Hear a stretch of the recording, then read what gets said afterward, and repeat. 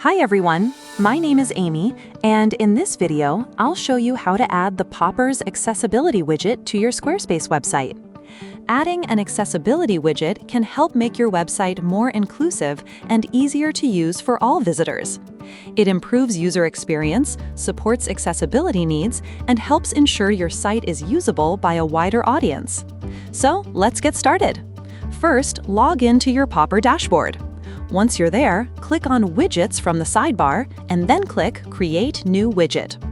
Now search for Accessibility and open the widget. After the widget loads, you'll see several customization options.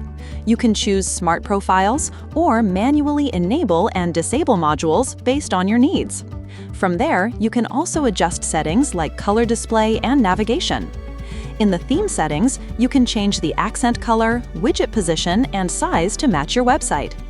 Once you're happy with the customization, click Publish Widget.